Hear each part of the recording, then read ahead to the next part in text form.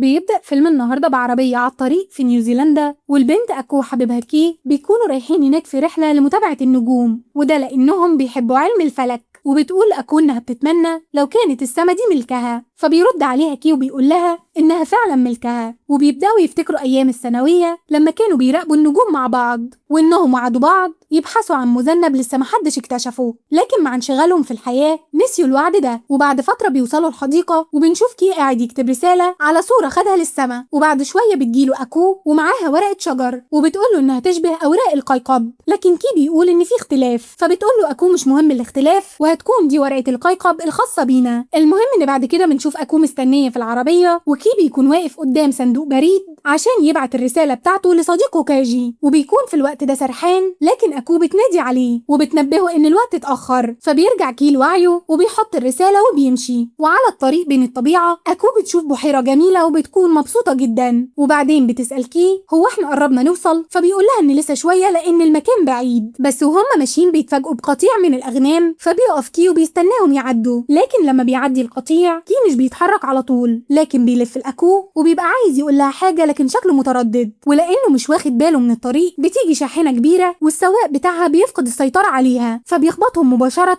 وبيتطاير الزجاج كأنه نجوم في السماء، وبتطير معاه كمان ورقة القيقب. وبعد مرور شوية وقت بنشوف كي واقف قدام المراية وبيتأمل نفسه، وأكو بتنادي عليه عشان يساعدها في ترتيب السفرة، فبيروح على طول يساعدها وبيقعدوا ياكلوا. وبعد الأكل بيتجهز للشغل، وهم رايحين بيبدأوا يلعبوا لعبة لا كلمات مستعارة، يعني في اللعبة دي محدش يقدر يقول كلمة مستعارة من أي لغة، وأكو في كل مرة بتلعبها هي اللي بتكسب. وفي الطريق كمان بيعدوا على قطة متعودين يأكلوها وبيبدأوا يدوها أكل، وبنشوفهم بعد كده لما بيوصلوا لمحطة الأتوبيس، وهناك كل واحد فيهم بيمشي في طريق مختلف، لكن بمجرد ما بتلف أكو كي بيغير اتجاهه ومش بيركب الأتوبيس، لكن بيدخل حمام عمومي وبيغير هدومه وتسريحة شعره وبيقلع النضارة. وفي اللحظة دي بنعرف إن ده مش كي، وإنه أخوه التوأم ريو، وإن كي مات في الحادثة في نيوزيلندا وريو أخد مكانه. وبعد شوية بنلاقي بنت بتجري بسرعة ومعاها شنطة سفر وبتسلم على كل اللي تقابله. وفي استوديو التصوير بيكون ريو شغال مصور، والبنت اللي كانت بتجري دي هي المساعدة بتاعته، وبنشوف ريو وهو بيبدأ بعد كده في جلسة التصوير بتاعته. وفي نفس الوقت ده بتكون أكو قاعدة بتشتغل، لكن الحادثة بتكون مؤثرة عليها وبتكون سببت لها رؤية مزدوجة، وبتيجي رئيستها في الشغل وبتسألها إذا كان الشغل متعب بالنسبة ليها، وبتنصحها تجرب تتنقل لمجال المبيعات أحسن لها. وبنرجع تاني عند ريو ومساعدته هيوري، واللي بتكون مش عارفة إن ريو عايش مع أكو على إنه أخوه كي، وبيكونوا قاعدين ياكلوا وبيتكلموا، وبتسأله عن الأكل اللي بقى بيجيبه معاه وإذا كان يعني هو اللي بيطبخه، فبيرد عليها ريو وبيقول لها إنه هو فعلا اللي بيطبخ لنفسه. وبيبدأ ريو يقول لها أنت بتنادي باسمي كده على طول، فين الاحترام ده؟ أنا حتى أكبر منك. فبتقوله إنها هتناديه من هنا ورايح زي ما هي عايزة. وبالليل أكو بتكون في المطعم وبتتكلم مع صديقها الطباخ يوسكي وبتحكي له عن مرضها، وبعدين بيسألها عن كي فبتقول له إنه كويس، فبيدعوها يوسكي إنهم يجوا مع بعض في المرة الجاية. وبتتكلم أكو مع يوسكي وبتحكي له عن رحلتها في نيوزيلندا وكمان عن مجموعة النجوم اللي شافتها هناك. وفي نفس الوقت بيكون ريو قاعد مع كاجي صاحب كي اللي بيعلمه ازاي يثبت التلسكوب، وبيديله شوية معلومات عن علم الفلك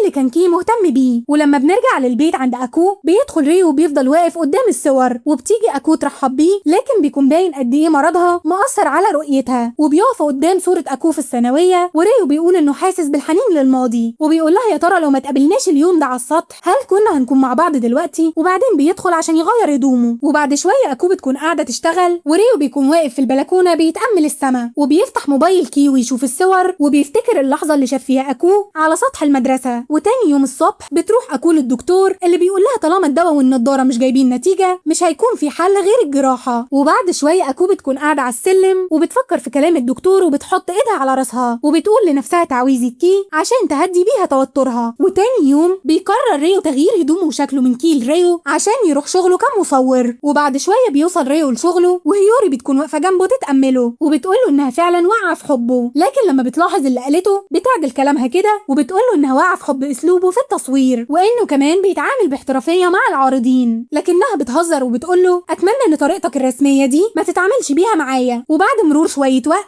بنشوف كاجي قاعد بيشتغل، وبتدخل اكو تقول له ان كي نسغداه وهي جايه توصله له، وبتروح عند مكتب كي، لكن بيلفت نظرها شكل المكتب اللي كأن محدش استخدمه من مده. لكن كاجي بيبقى عايز يلطف الجو، فبيقول لها انه هيعمل قهوه، بينما اكو بتشوف على مكتب كاجي الصوره اللي صورها كي للنجوم في نيوزيلندا. وبنرجع بقى فلاش باك وبنشوف اكو وكي وهم في ثانوي وبيكونوا بيراقبوا النجوم بالتلسكوب، وكي بيقول لها ان المذنبات بتتسمى باسم مكتشفيها، فبتقول له يعني لو اكتشفت واحد هيتسمى باسم مذنب اكو، فبيقول لها انه هيتسمى باسم عيلتك وهيبقى مذنب كينوتشا، فبتتحمس جدا وبتقول له ان نفسها تكتشف مذنب جديد. وعند ريو اللي بيكون راجع من رحله مدرسيه لمرصد فلكي وبيروح يشوف النجوم عن طريق تلسكوب عملاق، وبيتعرف على بعض المعلومات في علم الفلك واسماء النجوم. وبالليل وهو مروح بيغير تاني ويرجع كي، وبيكون ماشي في الشارع بيراجع المعلومات اللي عرفها، لكن لما بيقرب من البيت بيشوف اكو واقفه لوحدها بتتامل النجوم، وبيقرب منها كانه هيصورها، لكن بيلاقي انها بتبكي، فبيسالها مالك، لكن هي بتمسح دموعها وبتقوله انها بس كانت بتبص للنجوم من غير ما ترمش، وعشان كده عينيها دمعت. وبيبداوا يتاملوا مع بعض، لكن ريو بيكون لسه حاسس ان اكو مش على طبيعتها، ولما بيناديها بتبص له وبتضحك وبتطلع ورقه القيقب وبتديها له. وتاني يوم بيكون ريو واقف مستني اكو بشكل كي، لكن هيوري بتيجي وبتساله ايه اللي انت عامله في نفسك ده، وبيحاول ريو يفلت منها وبيقول لها هو انا اعرفك، وبيجي يوسكي ويناديكي، وبيفضل هيوري ويوسكي يتجادلوا اذا كان كي ولا ريو، فبيهرب منهم ريو وبيروح لاكو ياخدها ويجروا، وبتتخض اكو لما ريو بيسحبها كده، فبيقف يعتذر لها وبيمد ايده عشان تمسكها، لكن اكو بتحاول توصل لايده وبيبادر ريو بانه يمسك ايدها وبيقول لها يلا نروح. وبعد فتره في المطعم هيوري بتقول ليوسكي ان العالم فيه 3 بنفس الوجه، فبيرد يوسكي وبيقول لها مستحيل يكون في حد شبهي، لكن هيوري بتقول له تلهي مش بتكلم عليك انت، وبعدين بتقول له انها بتعتقد ان لو 2 اتقابلوا مع بعض هيموتوا، لكن يوسكي بيقول لها ان كي وريو مش شبه بعض قوي. وبعد كام يوم بنشوف كي واكو بيدوروا على القطه اللي بيعتنوا بيها، لكنها بتكون مش موجوده في اي مكان، وبيبقى خلاص كي هيقف، لكن بيبص لاكو بيشوف قد ايه هي حزينه، فبيقرر انه يكمل بحث. وبعد مده من البحث كي اخيرا بيلمح القطه وبيروح وراها، واكو بتفضل تدور على كي، ولما بتلاقيه طالع سلم عماره بتروح وراه، وعند ريو اللي عامل نفسه كي القطه بتقوده لسطح عماره، والست صاحبه المكان بتتعرف عليه وبتقول له عاش من شافك، وبتديله المفتاح وبتقول له سيبه في نفس المكان وبتمشي. وبيدخل كي المكان وبيلاقي غرفه على السطح متجهزه بادوات لمراقبه النجوم، وبيكتشف انه المرصد الخاص باخوه كي، وفي اللحظه دي بتوصل اكو وبتروح وراه بتشوف المكان لاول مره، وبتشوف ملاحظات كي وانه كاتب اسم مذنب كينوشتا على واحده من الملاحظات، وكاتب اسم محطه الرصد باول حرف من اسمه واسمها. وبعد فتره ريو بياخد ملاحظات كي لصديقه كاجي اللي بيقول له ان اخوه اكيد كان بيدور على مذنبات، وبيشوف اكتر مكان في السماء الرؤيه فيه واضحه، وبيعرفوا ازاي يواجه التلسكوب عشان يشوف المذنبات برؤيه اوضح. وعند يوسكي في المطعم اكو بتكون قاعده وبتقول له ان عمليتها قربت، لكنها مش هتبلغ كي بالموضوع، وبتبدا تحكي له ازاي اتقابلت هي وكي، وانها كانت متوتره بسبب مسابقه وقررت تهرب للسطح، لكنه شافها والقى عليها تعويذه خففت من توترها، ومن اللحظه دي حبت كي. وبنرجع فلاش باك تاني وبتحكي لنا اكو ان كي كان عضو في نادي التصوير وانها حبت الصور بتاعته، ومن هنا بدا كلامهم وقد ايه كانوا بيروحوا مع بعض يشوفوا النجوم. ولحد دلوقتي لسه لما بتحس بقلق او خوف بيحط ايده على راسها وبيقول التعويذه، مع ان كي ما كانش فاكر اللحظه بتاعته اول مره. وبعد فتره بيرجع ريو البيت وبيلاقي اكو نايم على المكتب، فبيتاملها وبيحاول يحط ايده على راسها لكنه بيتراجع، لكن رغبته بتغلبه فبيطبطب على راسها وبتصحى اكو من النوم، وبيكون مرض اكو لسه مسيطر عليها والرؤيه عندها مزدوجه، لكن ريو بيقول لها ايه رايك نحاول ندور على مذنب. وقبل الشروق بيكونوا قاعدين في مكان السما فيه واضحه عشان يتابعوا النجوم، وبيتفقوا يجوا كل يوم الصبح ويحاولوا يلاقوا مذنب. وبعد مرور كام يوم بيصحى ريو بيتفاجئ باكو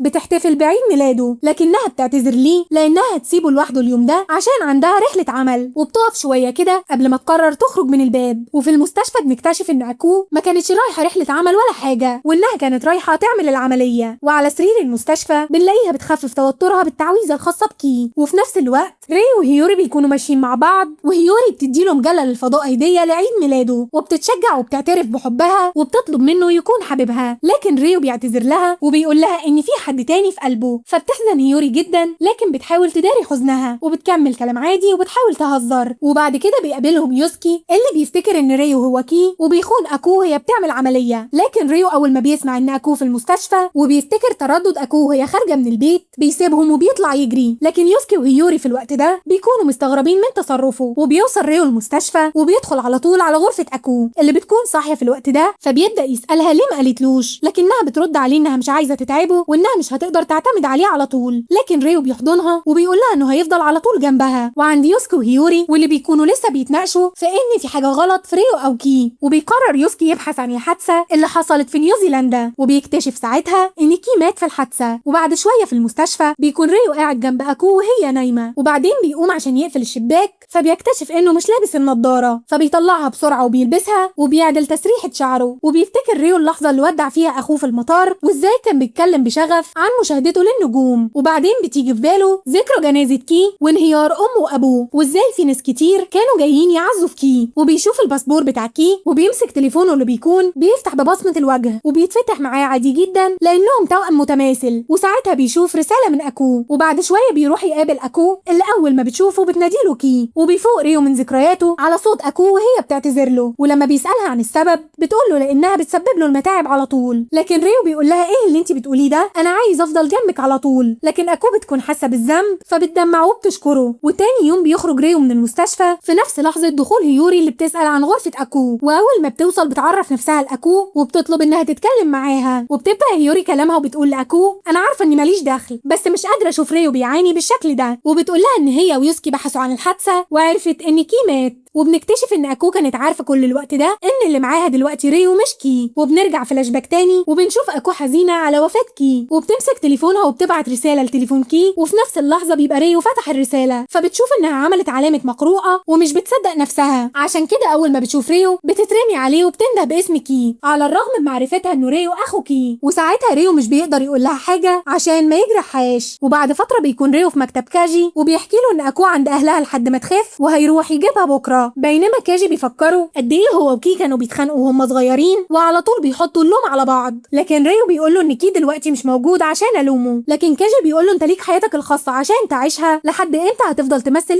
انك كي؟ وفي بيت ريو امه وابوه بيكونوا قاعدين بيشوفوا فيديوهات للتوأم وهم صغيرين، والاب بيقول انهم بالرغم انهم توأم لكن شخصياتهم مختلفه جدا. كي بيعرف يتحكم في مشاعره لكن ريو كان شكاي بكاي. والاب بيقول انهم عايزين يزوروا نيوزيلندا لان كي كان دايما بيقول ان الارواح بتتعلق باخر مكان كانت فيه. وتاني يوم راح ريو ياخد اكو لكنها بتكون ساكته طول الطريق، بينما ريو بيحاول يتكلم معاها ويلطف الجو ويضحكها. وعلى الطريق بيوصلوا قدام المدرسه بتاعتهم فبتحس اكو ساعتها بالحنين، وبيدخلوا المدرسه يتمشوا فيها شويه ويزوروا الاماكن جواها. وبتتخيل اكو مشهد من ذكرياتها بيحصل قدامها لما طلعت تستخبى على السطح وطلع كي وراها. ولما بيطلعوا على السطح بيبدا ريو يتكلم عن الذكرى دي وبيعيد تمثيلها وازاي حط ايده على راسها وقال لها التعويذه اللي خففت توترها. لكن في اللحظه دي بتعتذر له اكو وبتعترف له انها كانت عارفه انه ريو من البدايه، رغم كده اجبرته انه يمثل انه كي لانها ما تقبلتش وفاه كي، وان لولا وجوده جنبها ما كانتش قدرت تتحمل. وبتفتكر ازاي ريو كان بيحاول يتاقلم مع حياه كي حتى انه كان بيحاول يقلد خطه. وكمان بتفتكر كلام كاجي معاها لما قال لها انه مش عارف هما بيفكروا في ايه، وبيسالها لو ريو حب يعيش حياته كريو هل هتتقبل الموضوع. وبعدين بترجع من ذكرياتها وبتشكر ريو وبتقول له مع السلامه، وبيكونوا الاتنين متاثرين جدا وبيبكوا. وبعد فتره بيرجع ريو للبيت مع ابوه وامه، وابوه بيقول له ان كي كان دايما بيحب يجيب حاجات جديده وده لانه بيحس بالملل، والكاميرا كانت واحده من الحاجات دي. وابوه بيقول له انت اي نعم غلبان لكن عنيد وبتعافر عشان تكمل مشوارك حتى انك اشتغلت مصور. فبيرد عليه ريو بيقول له اي حاجه بتاكلني عيش وبتكفي. وبعد ما الاب بيمشي بيمسك ريو الكاميرا وبيبدا يفتكر لحظه من ذكرياته مع اخوه اللي كان بيشجعه على التصوير، وبيقول له انا عايز اشوف الصور اللي هتصورها. وبعد مرور 3 سنين اكو بتكون قاعده في نفس المكان اللي بتراقب منه النجوم وبتكون عايشه حياتها بشكل روتيني، وبتفضل تراقب النجوم وتصورها وبتروح تتامل الصور في البيت. وفي شغل اكو بتكون قاعده مشغوله لكن بتسمع صوت هيوري، فبيقرروا يروحوا المطعم عند يوسكي وبيتكلموا عن حياتهم بعد مرور كل الوقت ده. ويوسكي بيقول لاكو انا شايفك بتبتسمي كتير، فبترد عليه وبتقول له ان الوقت بيعدي بسرعه. وبعد كده هيوري بتطلع مجله وبتوريها لاكو وبيكون في اخبار عن ريو وانه بيلف العالم عشان يصور ويتامل النجوم. وفي يوم من الايام اكو زي العاده بتكون قاعده تتامل في الصور وبتكتشف مذنب جديد، فبتكلم المرصد الفلكي وبتبلغ باكتشافها. وتاني يوم بيجي لها اتصال من المرصد ان في شخص تاني بلغ عن نفس الاكتشاف، فبتسال منين تم الاكتشاف، وبنكتشف ان المكان كان بيت ريو اللي بيبحث عن المذنبات عن بعد بانه بيبعت لاهله الاحداثيات وبيطلب منهم يتاملوا النجوم. وبعدين بتلاقي اكو البوم صور وفي صوره لريو وهو لابس زي كي ايام المدرسه، وبتقول للام ده مش كي، فايه السبب ان ريو لابس زيه. وبعد مرور مرور فترة بتروح أكو لكاجي عشان تسأله إذا كان يعرف حاجة عن الشيء اللي كان كي عايز يقوله لها قبل ما يموت. فبيبدأ كاجي يوريها الصورة اللي بعتها كي والرسالة اللي مكتوبة وإنه هيصارح أكو بكل حاجة. وبنعرف إن من البداية الشخص اللي قابل أكو على سطح المدرسة يوم المسابقة هو ريو، وفي اليوم ده كان كي مريض واضطر ريو ياخد مكانه. عشان كده كي ما كانش فاكر التعويذة اللي كان بيعملها ريو ليها لتخفيف التوتر والخوف. ولما بتسمع الحكاية كلها بتقوله إن الموضوع مش مهم قوي، وده لأنها في النهاية حبت كي. ولكن كاجي بيقول لها إن ريو ممكن يكون لسه بيحبها، وهي بتقوله إنها عارفة. وبعد مدة بتسافر أكو عشان تدور على ريو وبتسأل عليه لكن مش بتلاقيه. فبتفضل تتمشى لحد ما بتوصل لبحيرة وبتقعد عندها، لكنها بتسمع صوت مألوف ليها، ولما بتلف بتلاقي ريو بيصور السياح وبيتكلم معاهم. فبتروح له أكو